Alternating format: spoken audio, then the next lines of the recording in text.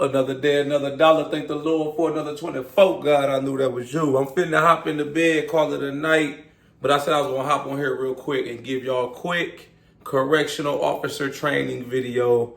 We talking about managing special case inmates, special management inmates.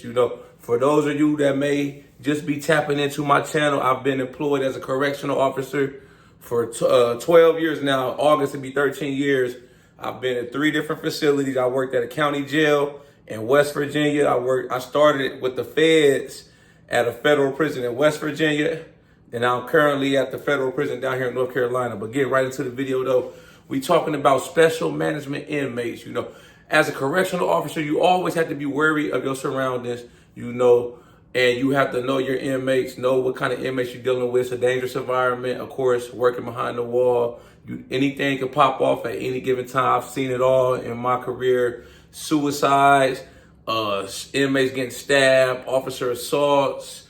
I've been in a mini riot before, all kind of stuff, man. Plenty inmate fights throughout the years that I've had to break up, So, like I said, you gotta be conscious at all times and constantly be alert on the job. But then you have a whole nother tier of inmates, what I like to call like special management inmates.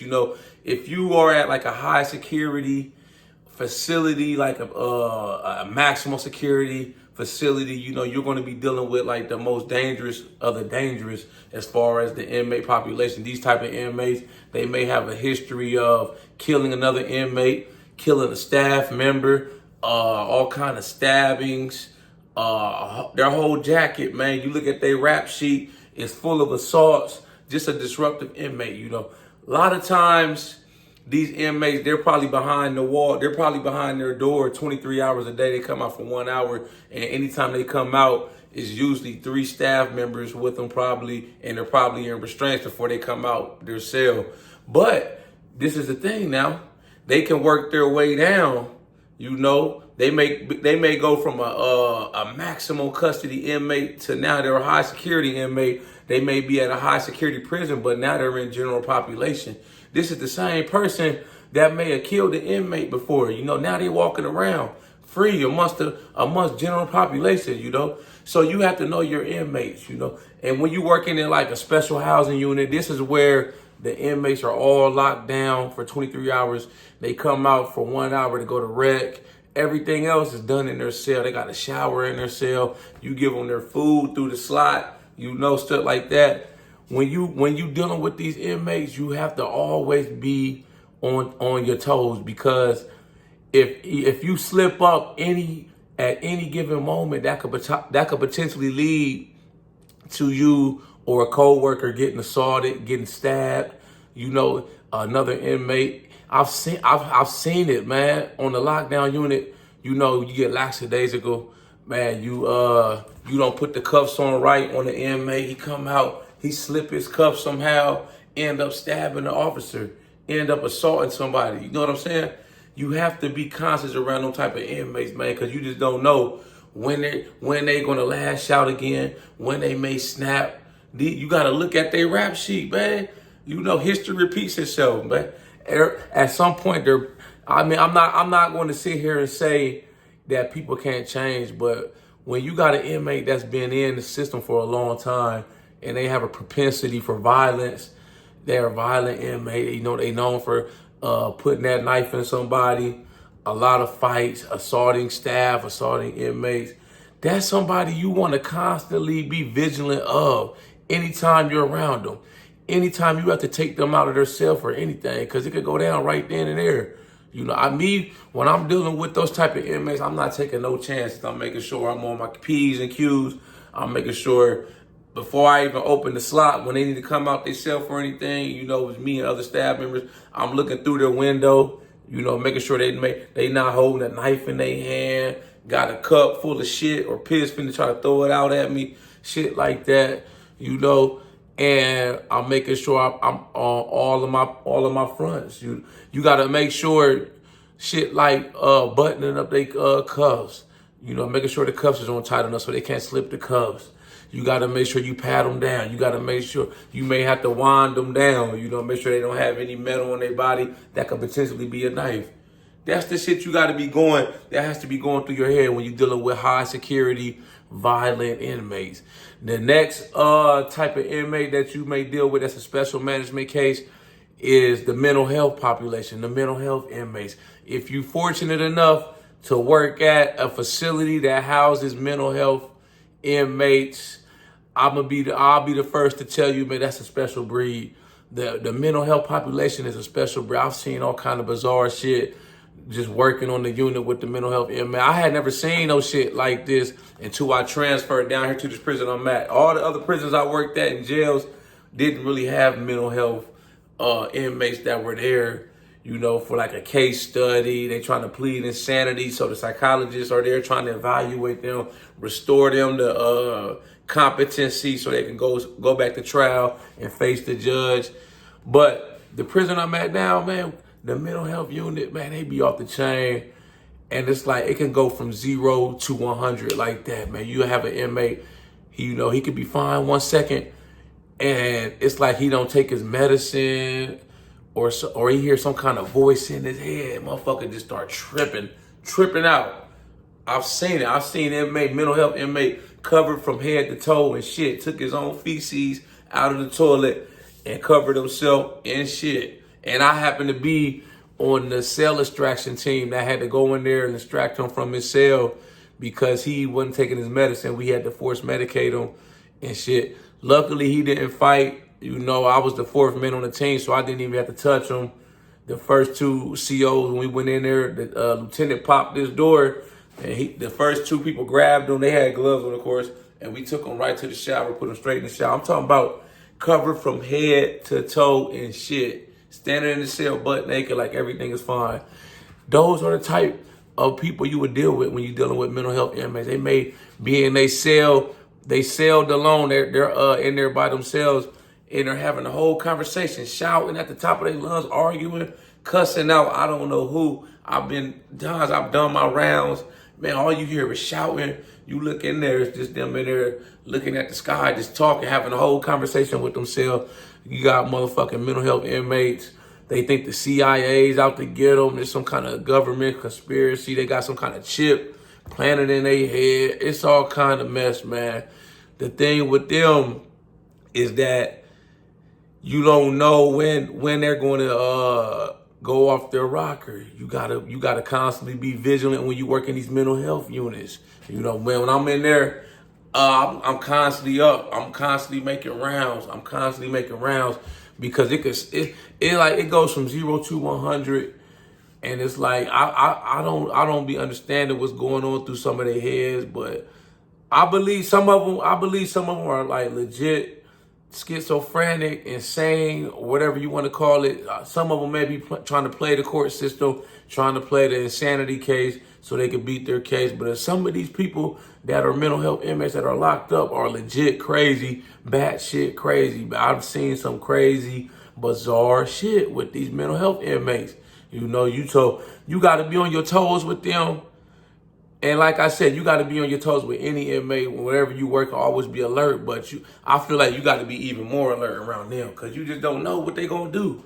You just don't know. It's like they be chilling, and then it's like all of a sudden, all hell just break loose. Motherfucker just start tripping.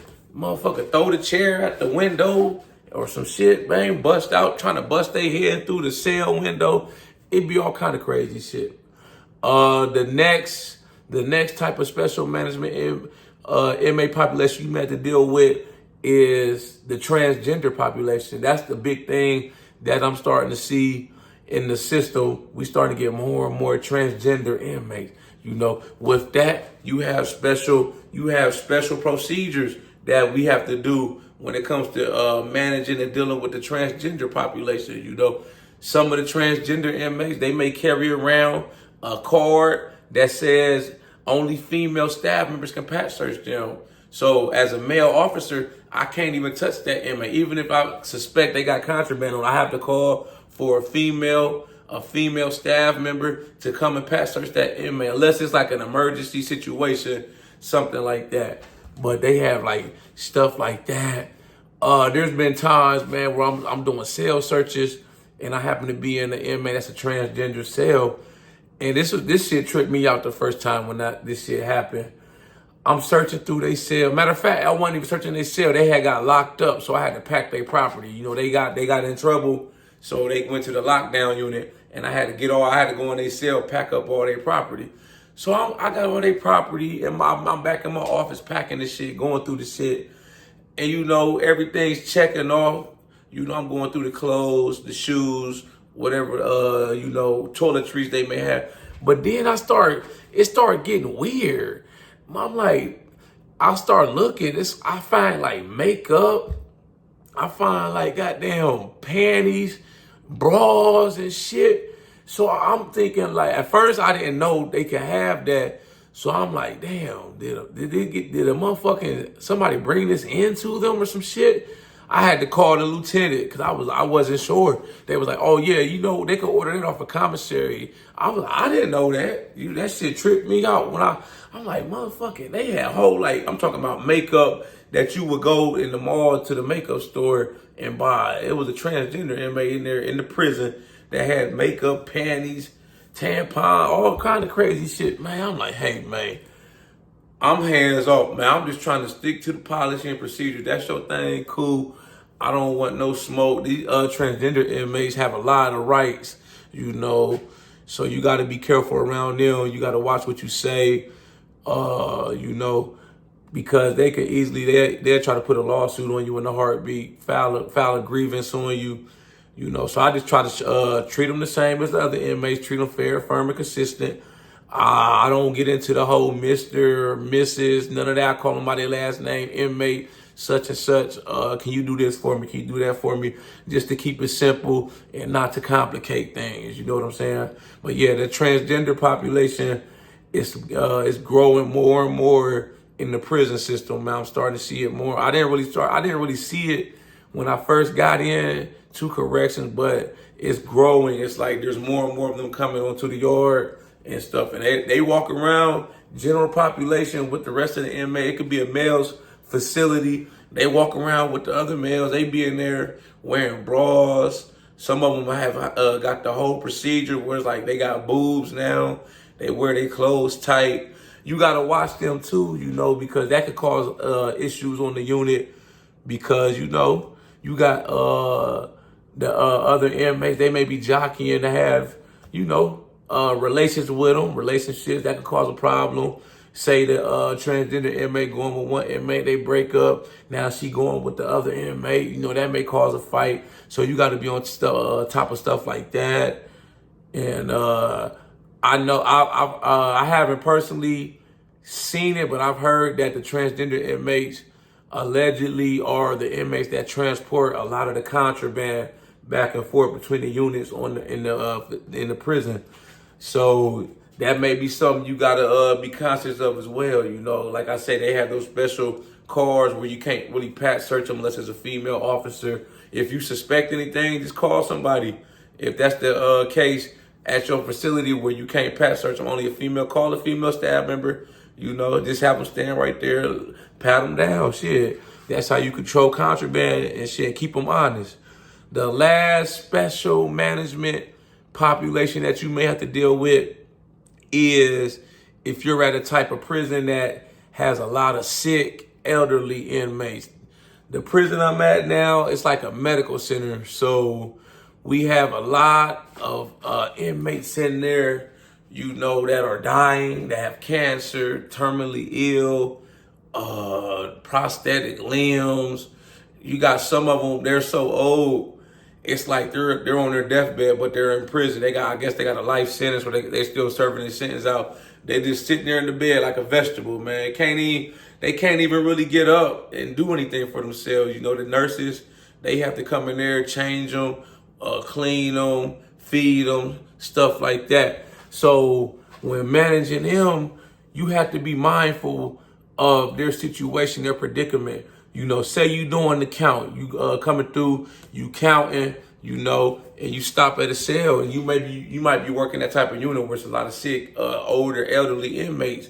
You know, you may stop at a cell and they still in the bed. You knock on the window, you don't get a response. You knock again, boom, boom. You think he dead, so you pop the door, go in there and tap him. He wake up. He may have been 90 years old and can't even hear, deaf.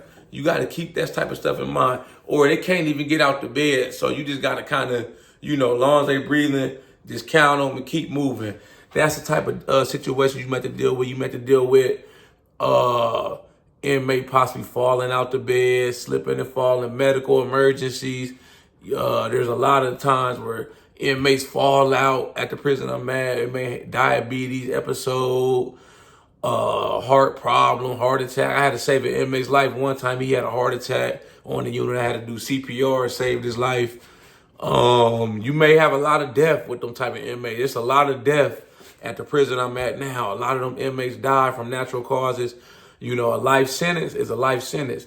They got to go somewhere. Once they start to get too old to be at a regular prison, they basically get sent to the type of prison I work at now. And to be honest, they get sent there to die. It just is what it is. Like I said, there's times we may have a few inmates die in one day.